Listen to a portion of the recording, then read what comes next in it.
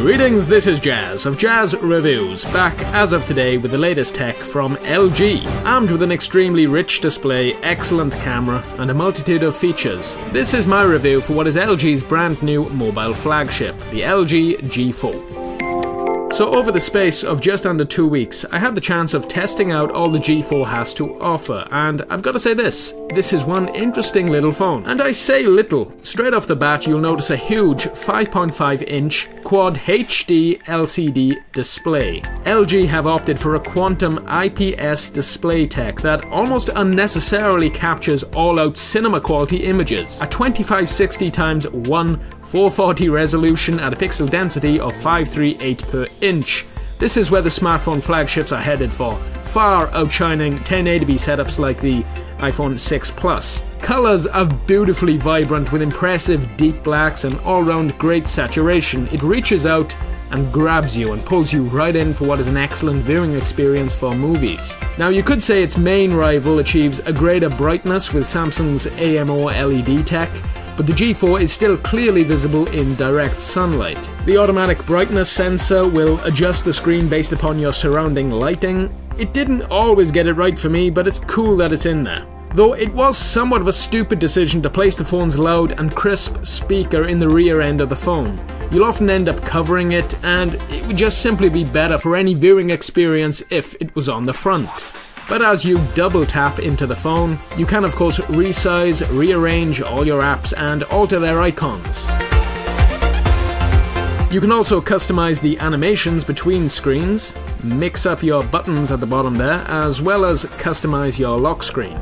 You can set swipe, knock, pin or pattern codes to unlock the phone, although the phone is missing a fingerprint scanner as found in other phones now. There is a bunch of smart settings though, which can, for instance, set up a trusted place such as the car or home, whereby security features will be disabled, whereas one setting automatically flicks your Wi-Fi on in the house, and one which opens your music when earphones are connected.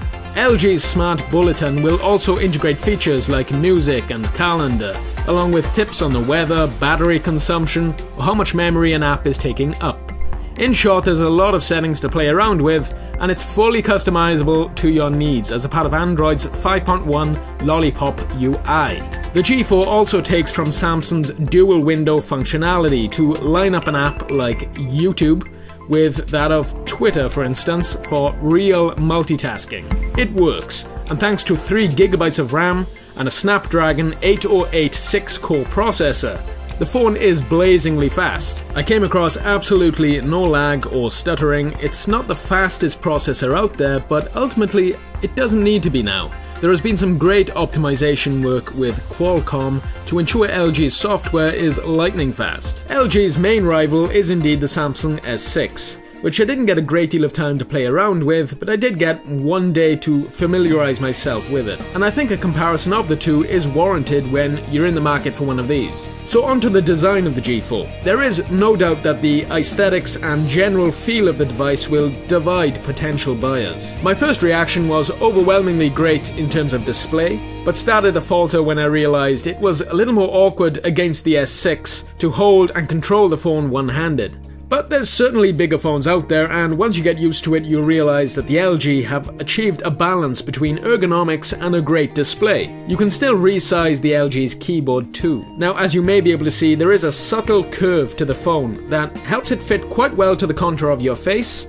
and sits quite nicely in your pocket too. What you will notice is that the G4 I received for review here bears a largely plastic backing as opposed to the premium leather back versions out there. It really does feel plasticky too, but you owe it to yourself to pick up a decent case for this anyhow. I'm pretty good with not dropping phones on solid surfaces, but I did drop one phone in the toilet once and one in the bath. Get a case. LG have opted for the same power and volume button design on the back there, which I hated at first due to the fact that I kept rubbing the camera above. I'm swiftly getting used to it, but I'm not entirely sure it feels comfortable for me.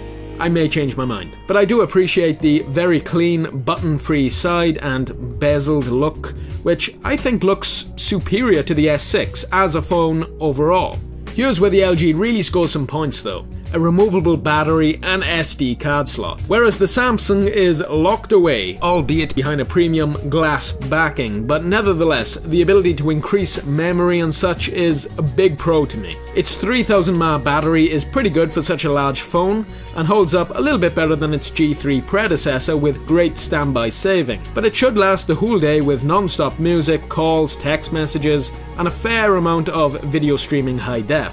Sadly, there's no wireless charging, but there is a quick charging 2.0 functionality which takes around 30 minutes to charge from 0 to 60%. Not as fast as its rivals, but we didn't originally know if it would even have it. So I've saved one of the most anticipated points for last, the 16 megabit pixel camera. Its f1.8 aperture lens takes in a lot of light for a great depth of field. Pictures are sharp as hell with superb detection of color with LG's spectrum sensor technology, which, to be fair, even challenges images taken with DSLR cameras in some cases. Its laser-guided autofocus does a good job and creates for some really cool close-up shots. This is, after all, one of the greatest mobile cameras out there now. In comparison to the Samsung S6, a lot of people may argue that the S6 is just a bit superior to the G4 in most shots, but I think I'm out of my league to start dishing out points to either side. I'm no photographer, but there does appear to be a lot of flexibility with good, stable image optimization and a full-on manual mode. You get full white balance options, adjustable focus, ISO, shutter speeds up to 30 seconds, as well as a histogram.